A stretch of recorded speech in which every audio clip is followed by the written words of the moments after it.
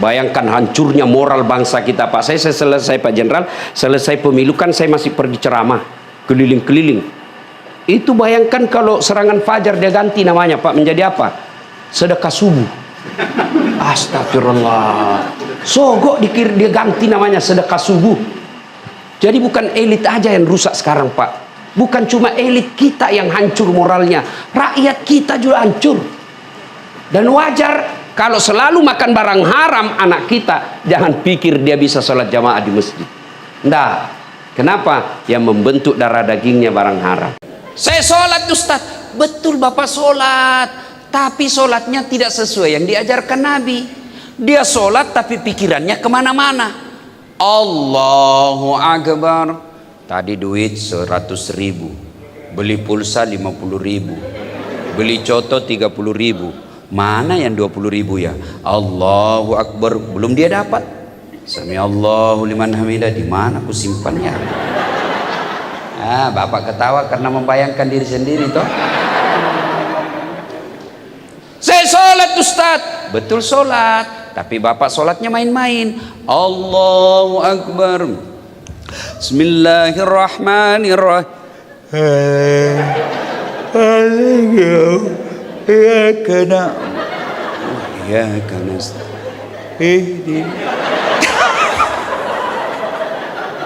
Sholat makoti polo.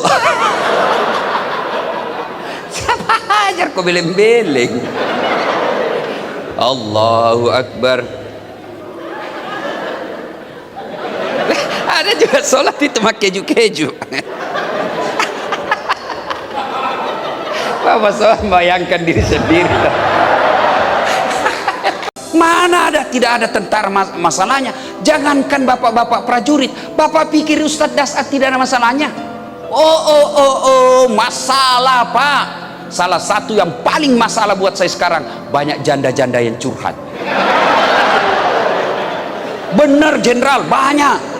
Ustadz, saya ini penuh masalah dalam hidup Ustadz. Saya butuh bimbingan Ustadz. Baiklah, saya akan bimbing ibu melalui WhatsApp, silahkan. Tapi saya mencari imam, Pak Ustadz. Saya ingin imam dalam hidupku. Saya bilang, mohon maaf ibu, saya bukan imam, saya khotib.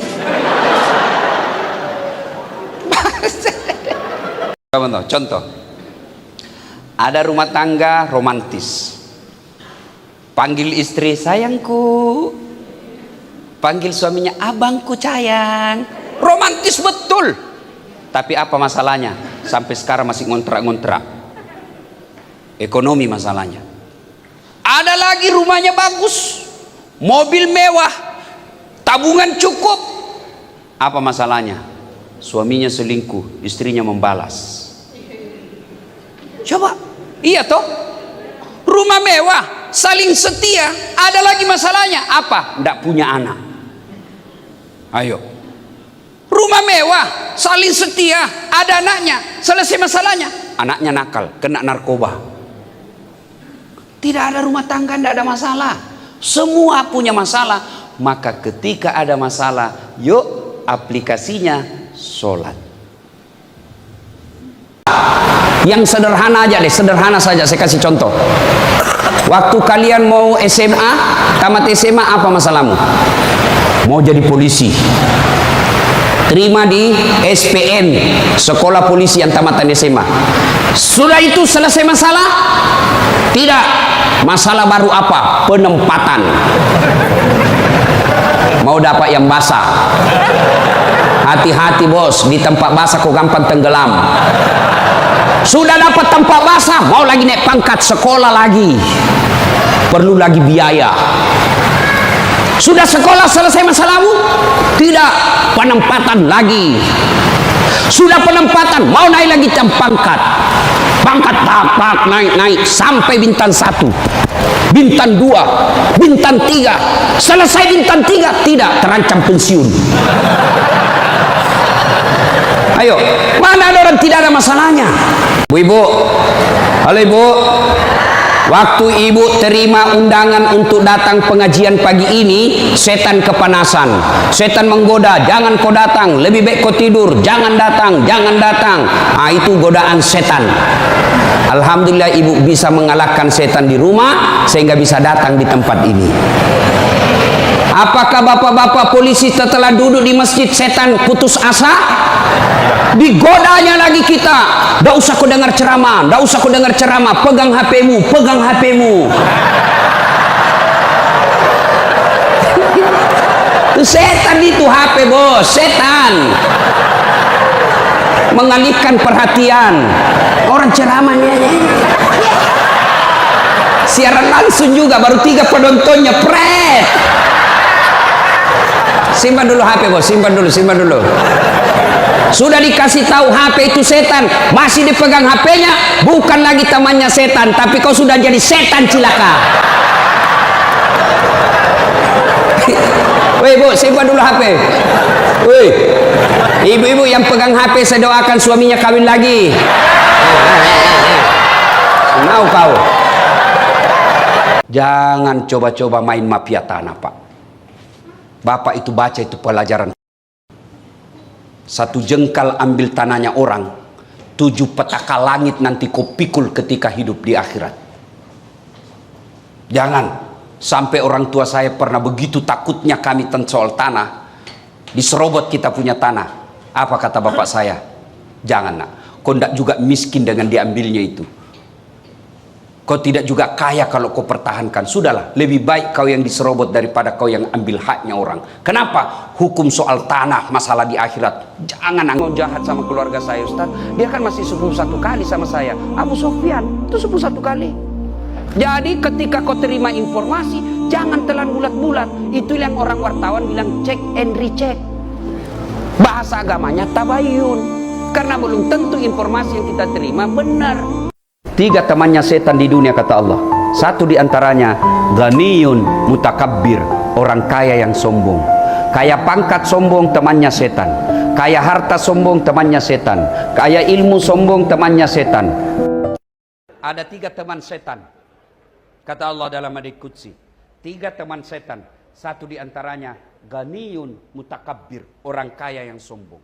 Kaya apa saja sombong, temannya setan. Kaya jabatan sombong, temannya setan. Kaya harta sombong, temannya setan. Kaya pangkat sombong, temannya setan. Kaya ilmu sombong, temannya setan. Tapi orang masih maklum, Pak.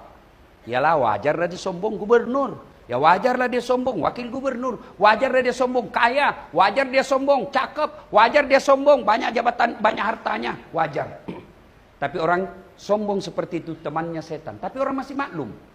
Tapi kalau sudah miskin, pengangguran, tidak terkenal, jelek mukanya, bau mulutnya, sombong lagi.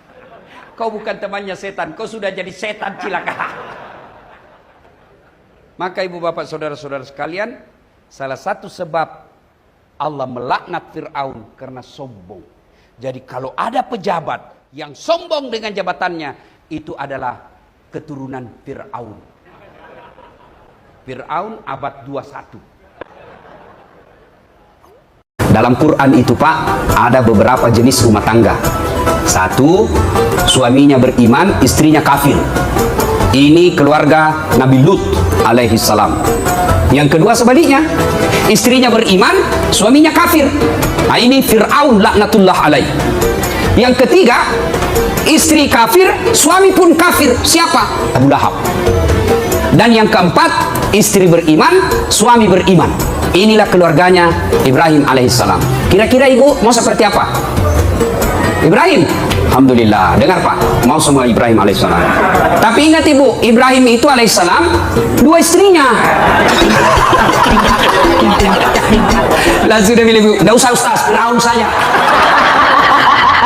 Maka Rasulullah pernah ditanya, ya Rasulullah, ada orang baik agamanya, bagus ibadahnya, tapi dia meneteskan air mata orang tuanya, dia mengecewakan orang tuanya. Apa kata Nabi? Anak itu jangankan masuk surga, baunya surga dia tidak akan dapat. Bersyukur kita yang masih hidup orang tuanya, meskipun sakit, meskipun menderita orang tua kita, lalu kita merawatnya bertahun-tahun. Ketahuilah, orang tua yang dirawat itu Allah tersenyum tersenyum kepadamu karena engkau merawat orang tuamu. Tidak semua anak diberikan kesempatan untuk merawat orang tuanya. Umar bin Khattab pernah bertanya, "Ya Rasulullah, saya tahu tidak mungkin saya melihat wajahnya Allah di dunia. Saya tahu tidak mungkin saya bisa melihat Allah di muka bumi ini. Tapi saya mau ingin bagaimana supaya Allah tersenyum kepadaku." Maka Nabi menjawab, "Buatlah ibu bapakmu tersenyum, maka Allah pasti tersenyum kepadamu." Saudaraku, pulang lebaran ini, buat ibu bapakmu tersenyum, kasih yang hadiah yang terbaik, hibur dia, buatlah kalian dia bersenyum kepadamu, maka Allah pasti tersenyum kepadamu. Apa yang dimaksud amal soleh? Amal-amal, kebaikan-kebaikan yang bukan cuma kita yang nikmati, juga orang lain ikut menikmati. Saya cerdas, saya pintar, tapi kepintaran saya hanya menyelamatkan diri saya, bukan amal soleh namanya. Pintar, dia sebarkan kepintarannya ke orang lain, dia ajarkan kepada tetangganya, diajarkan kepada murid-muridnya, itu disebut amal soleh. Amal yang berlari, amal yang ikut juga dinikmati orang lain. Kalian mau sukses, muliakan orang tuamu. Tidak perlulah kau kursus kiri kanan. Muliakan orang tuamu, Allah yang angkat derajatmu. Itu janji Allah. Padahal dia udah tahu. Suka ikut campur yang bukan urusannya. Nah, biasanya kalau perempuan orang suka ikut campur, takdirnya semasa hidupnya seperti tauge. Ibu-ibu tahu tauge? Ibu tahu tauge? Coba lihat tauge, suka ikut campur kan? Iya toh? Gado-gado ada, pecel ada, soto Betawi ada, apa lagi? Tahu isi ada. Karena tauge selalu ikut campur, maka Allah takdirkan tidak ada yang lurus, semua tauge bengkok. Jadi kalau ada ibu-ibu pagi-pagi gosip, teriak saja, "Oi, toge dia." Ayuhibbu ahadukum, kata Allah, sukakah kamu? Bayangkan kalau kau sebarkan satu konten dakwah, 10.000 saja yang paham dengan itu dan diamalkan, itulah sedekahmu. Untuk apa sedekah? Untuk apa posting-postingan yang tidak ada faedah untuk kehidupan akhirat kita? Dan demi Allah, semua postingan-postingan yang berhalangan dengan agama, maka kita akan tanggung jawab dunia sampai akhir. Itu agak berat. Ketika kita tobat masih beredar itu yang tidak beres, maka selama itu dapat kiriman dosa. Nah, ibu bapak, saudara-saudara sekalian, sedekah. Yang ketiga, yang bisa menolong kita ketika dalam kubur, ilmu yang bermanfaat. Maka ibu-ibu kalau dapat video-video pendek ceramah, sebarkan. Orang mau amalkan atau tidak, orang balas kita katakan, "So alim loh." Tidak ada urusan, yang penting sebarkan aja. Ilmu yang bermanfaat itu adalah yang akan menolong kita dalam kubur. Ini je yang banyak rusak anak-anak apa? Pacar-pacaran. Ada tuh dia bilang, "Ustaz, pacaran syar'i." Mana pacaran syar'i, cilaka? Mana namanya pacaran tidak boleh? Hah? Apalagi itu LDR apa?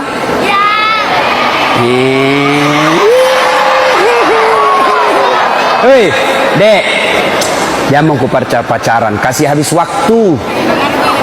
Jangan nih. Kalau baik hidupmu, kau cerdas, perbaiki solatmu, baik akhlakmu, Allah kasih kau yang baik. Coba, jangan kau cemas. Coba buka surah An-Nur. Adik-adik, pernah baca surah An-Nur? Pernah? Apa janji Allah? Laki-laki yang baik-baik tidak akan menikah kecuali dengan wanita baik-baik. Wanita baik-baik tidak akan menikah kecuali dengan laki-laki baik-baik. Laki-laki pezina tidak akan menikah kecuali dengan wanita pezina. Wanita pezina tidak akan menikah kecuali dengan laki-laki pezina. Jadi kalau kau mau dapat laki-laki baik-baik, tidak usah kau pacaran, perbaiki dirimu. Allah kirimkan kau jodoh laki-laki yang baik. Ya, jangan mau kau mau cowok, cewek, jangan lalu kau percaya itu laki-laki yang lagi jatuh cinta. Jangan kau percaya, bohong itu semua dia bilang. Gunung kan ku daki, lautan ku seberangi, masjid kau lewati. Anak muda, jangan kasih lihat ibu-ibu.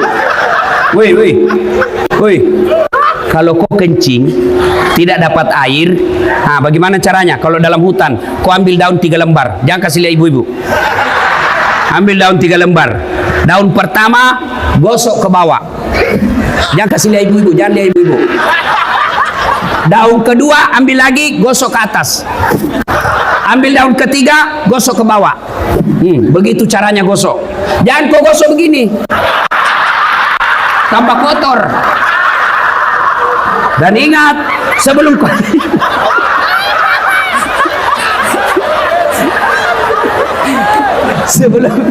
ingat itu daun, sebelum kau pakai itu daun, periksa dulu, siapa tahu ada ular. Kata penghuni surga, wah enak betul di sini. Penghuni neraka, bolehkah kami jalan-jalan ke situ? Boleh. Ya gimana? Ada pernah ibu-ibu tanya saya, Ustadz, kenapa itu suamiku tidak betah di rumah? Saya kasih saja cerita. Bu, ada juga orang perempuan suka ngomel. Akhirnya suaminya suatu ketika dia bawalah istrinya pergi beli emas. Selesai dia beli emas, senang betul istrinya. Lalu dibawalah ke pinggir sumur. Lalu di tepi sumur dia bilang suaminya, dek, coba kau lihat itu sumur, masih ada air enggak? Begitu dia didorong suaminya masuk, rasai kau ngomel, silahkan di situ. Dalamnya ini sumur 14 meter. Lalu suaminya ngerokok-rokok di pinggir sumur. Tiba-tiba ada makhluk besar, tinggi, gemuk, naik. Kaget suaminya, siapa kamu? Saya iblis jin penunggu sumur ini. Saya sudah 400 tahun dalam sumur ini. Ada perempuan ngomel terus di dalam.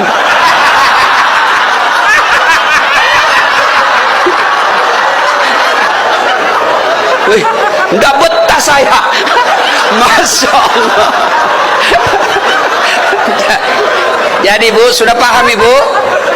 Paham kenapa suami tidak betah di rumah? Ini saja jin 400 tahun. Baru saja dalam sumur lari dia.